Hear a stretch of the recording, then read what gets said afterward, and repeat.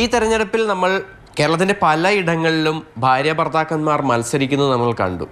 അങ്ങനെ ഭാര്യയും ഭർത്താവും വിജയിച്ച ഒരുപാട് ഇടവും ഉണ്ടാകും. പക്ഷേ കേരളത്തിൽ മറ്റൊരിടത്തും ഒരുപക്ഷെ ഇല്ലാത്ത ഒരു പ്രത്യേകത ചാലക്കുടിയിലുണ്ട്. ചാലക്കുടിയിൽ 2 പേർ ഭാര്യയും ഭർത്താവുമാണ്. ചാലക്കുടി നഗരസഭാ ചെയർമാനായ ഷിബു ആലപ്പനും അദ്ദേഹത്തിൻ്റെ ഭാര്യയും. അവർ മത്സരിച്ച് വിജയിച്ചു കൊണ്ടിരിക്കുന്നത് 6 ടേമാണ്. അതായത് 25 വർഷം പിന്നിട്ട് കഴിഞ്ഞു അവരുടെ രാഷ്ട്രീയ ജീവിതവും അതുപോലെ തന്നെ തെരഞ്ഞെടുപ്പ് ജീവിതവും എല്ലാം തന്നെ. 2 പേരും ഇത്തവണയും പതിവ് പോലെ വിജയിച്ചിട്ടുണ്ട്. 2 പേർക്കും എന്തായാലും വിജയാശംസകൾ ആദ്യം. Thank you.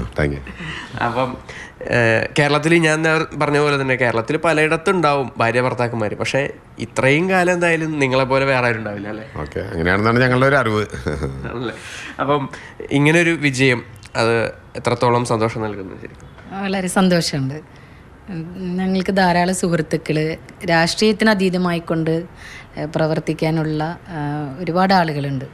അത് തന്നെയാണ് ഞങ്ങളെ ഈ വിജയത്തിൻ്റെ പിന്നിലെന്ന് ഞാൻ വിശ്വസിക്കുക.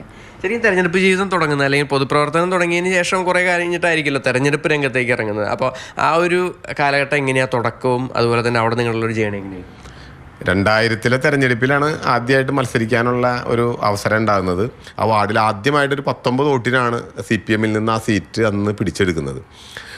പിന്നെ അവിടെ നിന്ന് ഇങ്ങോട്ട് തൊട്ടടുത്ത വർഷം, അപ്പോൾ ആ സമയത്ത് ഈ മുനിസിപ്പൽ കൗൺസിലിലേക്ക് വന്ന ഒരാളാണ്. പടിഞ്ഞാറ ചാലക്കുടിയിലെ ഒരു വാർഡിൽ നിന്ന് മത്സരിച്ച് വിജയിച്ച് വന്ന ഒരാളാണ് ആലീസ്.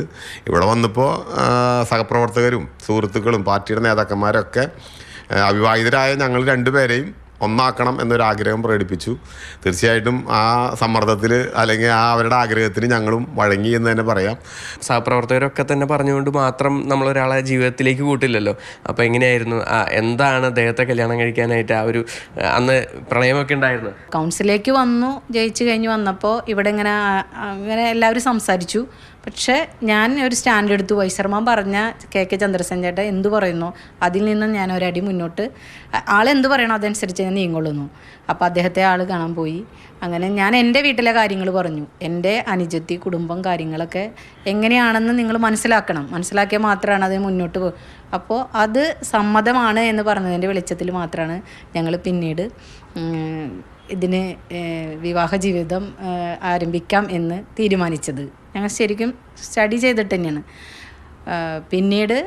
പിന്നെ ആ ഒരു മാസക്കാലം നിയമസഭ ഇലക്ഷൻ ആയതുകൊണ്ട് കല്യാണം ഉറപ്പിച്ച് വെച്ചിട്ട് പിന്നെ ഒരു മാസം, ആ ഒരു മാസം ഞങ്ങൾ അടിച്ചു പൊളിച്ച് പ്രണയിച്ചിട്ടുണ്ട് കല്യാണത്തിന് മുമ്പ്. അതാണ് ഇവര് പ്രണയം എന്ന് പറയുന്നത്. ശരിക്കും തെരഞ്ഞെടുപ്പ് ഒരു പ്രണയത്തിനുള്ളൊരു വഴി കൂടിയാണല്ലോ. 25 വർഷം കഴിഞ്ഞു.